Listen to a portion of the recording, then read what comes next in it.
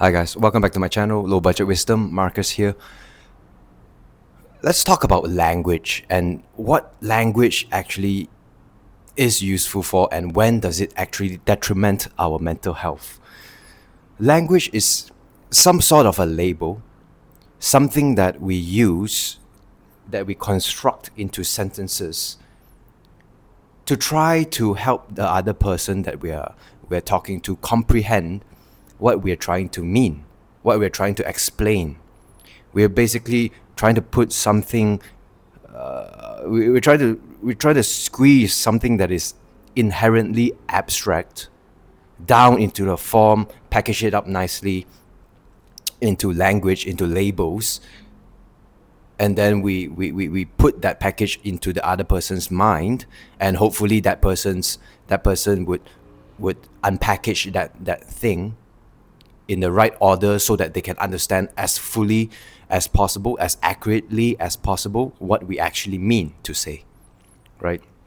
What we mean to say to another person usually is comprehended or understood in a very different way than what we actually try to say, right? I could say the same thing to 10 people, and those 10 particular individuals might unravel the meaning I'm trying to get at in 10 different ways. And so for ourselves, we notice that we have a narrator inside of our heads 24/7, right? That is the problem. That is what's causing us a lot of mental thoughts and overthinkingness and a lot of anxiety and worries and fears and whatnot. Because we are always trying to label and explain away using our thoughts what cannot actually be fully comprehended and explained for to ourselves. So what's the solution to this? The solution is to realize that our thoughts are only useful up to a certain point when we are interacting with other people. Because when we are interacting with other people, that is the only time where we really need language and labels and the time and who, what, where, when, how, these kind of concepts. When we are with other people, that is the only time that we need language.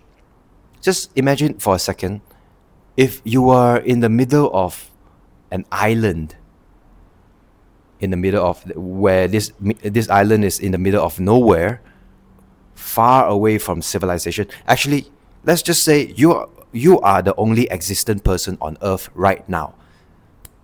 By some magical miracle or some universal ordain, every single person in the world except for yourself disappears from the face of this earth. Then do you really need language anymore? Would we start to divert back into not needing language to express what we are thinking? Do you need language? Because if there are nobody in this world,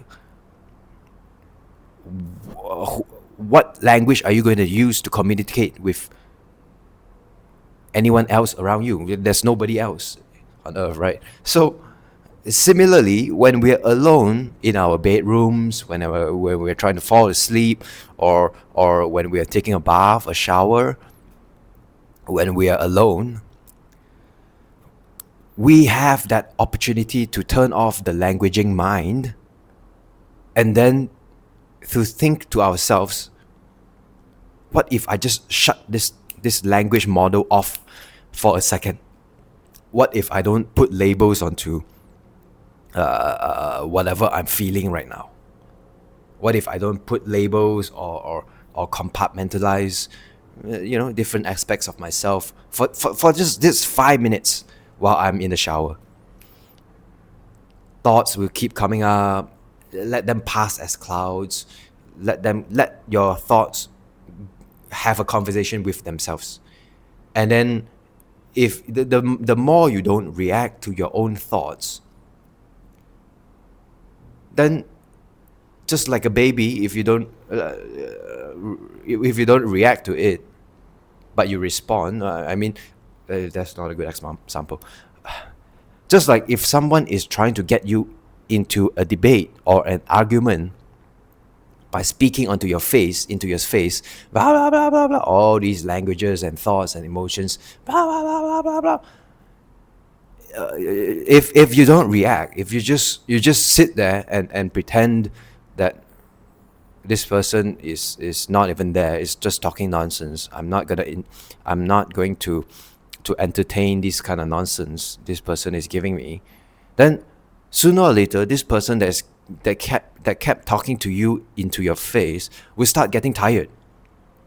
And once this person gets tired, don't you think that this person will stop?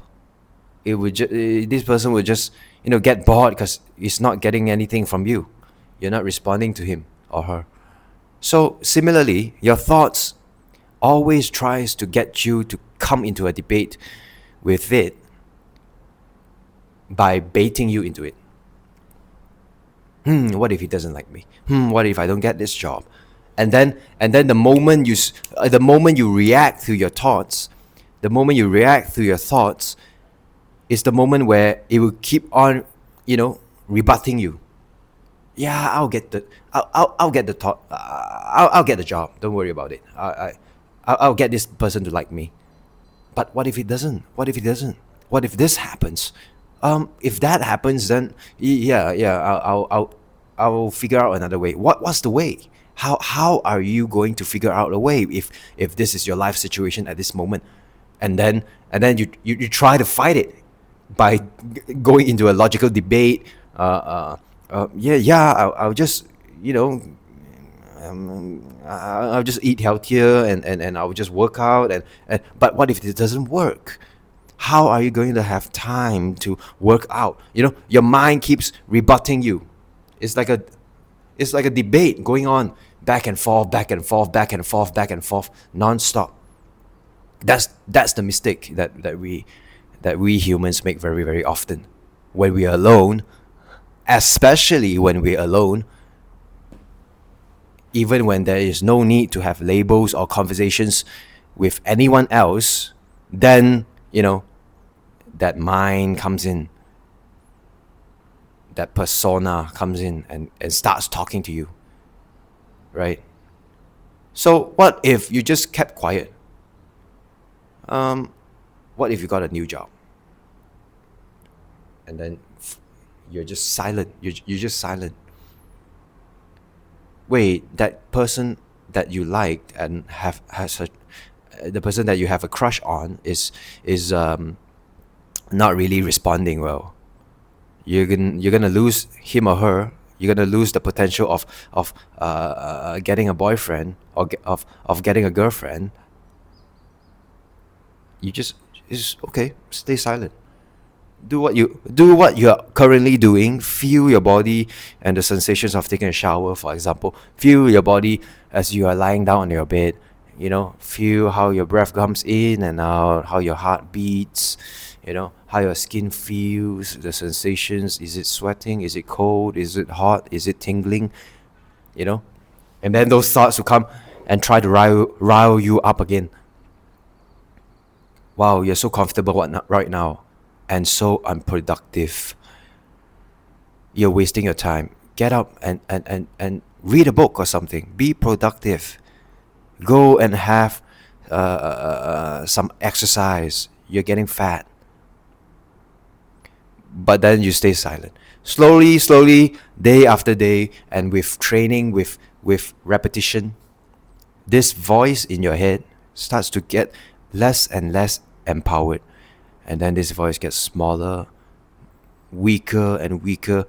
No. And then this voice will start to, try to fight its way by giving you more and more extreme examples of that is based on fear, based on things that are imaginative instead of reality.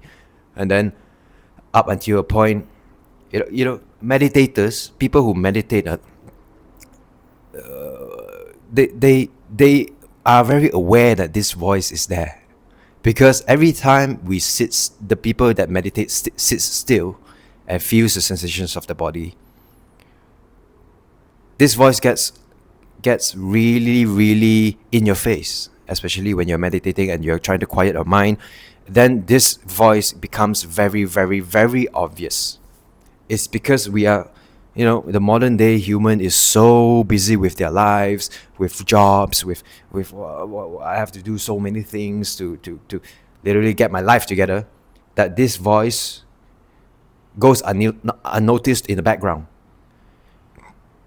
Right? If you're meditating and you're really trying to quiet down, and or even taking a shower in the dark, or when you're trying to fall asleep, this voice becomes very, very, very obvious. So train yourself by repetition to let this voice be. Let it be. Don't fall into the trap of getting riled up by this voice. And then notice this voice getting softer, softer, slowly, slowly, getting smaller, less and less powerful. And then now it's really, really in the background, just whispering. You can never get rid of this voice, right? You can never get rid of this voice. It is always there. It serves its own purpose. I don't want to get too into that, but it serves its own purpose. But you can tone it down, turn down the volume to the point where it's only whispering. And then whatever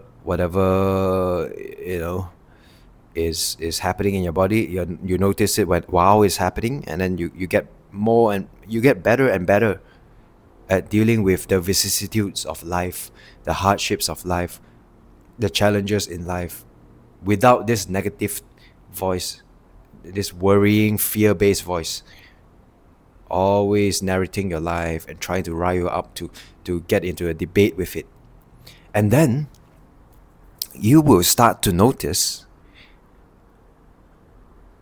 that intuition becomes louder. When this voice gets softer and softer, intuition, the gut feeling, comes up and it gets louder and louder. In that quietness of your mind, intuition has finally the space to come up and guide you to the best of what you need to, what you need to go through, or your experiences that you need to go through. This intuitive voice comes up and starts guiding your life. So try it out. There's no pressure. There's no time frame for when you need to succeed in this kind of thing. It's a trial and error thing.